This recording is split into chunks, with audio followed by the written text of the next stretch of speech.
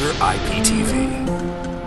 Today we're talking with Sean Zweifel. He is the owner of Denver Home Rescue. And Sean, thanks for being with us. Nice to meet you. In a previous segment, we were talking about short sales and the advantages and disadvantages of doing them as a seller. Correct. I want to tackle the buying side right now. Are short sales good for a prospective buyer, and why? They are good, because what you can do is do your due diligence. Again, it's a normal sale. And so if you're going to put an offer on the sale, what you can do is make sure that offer is good and is a good deal for you. The problem with that is, again, the banks that we just discussed are overwhelmed. If you have the time to wait for it 60 to 80 days to get it closed at that price, then it's a good deal.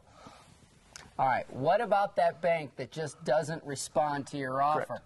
You got a buyer who's sitting in limbo. They got a contract out there. They don't know if they should go look at new properties. If they do look at other properties, they're going to have to withdraw this off the table, but they really want this one. Do you see my predicament? Yeah, I understand. Again, it's a time issue, and the realtor should coach their buyer and say, look, this is going to take some time. If you like this house, it's a good deal. We'll get this at this price. And a lot of our short sales, the houses are nice, so they're not typical like REO properties, HUD homes, stuff like that, where they're just beat down and you have to put $20,000, $30,000 in there. If you can get it down to a good price that you feel comfortable with, you're in moving condition property. You may or may not know the answer, but why is a bank who's already foreclosed on a property and it's in their possession moving quicker to sell that property than one in a short sale? They should move quicker, and they just don't. Again, it's back to 400 short sales a day. They're overwhelmed, and they just can't handle the problem right now. That's right now.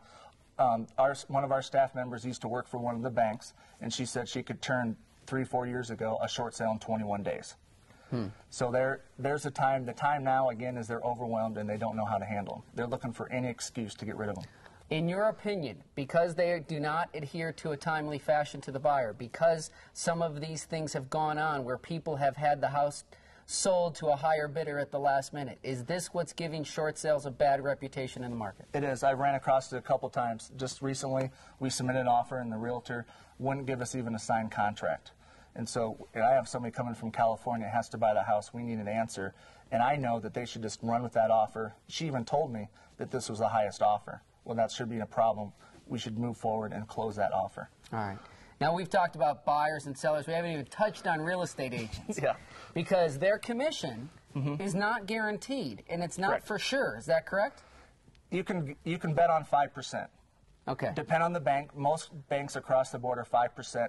One bank, like Bank of America, only does like 4.5%, but they don't even lend in Colorado.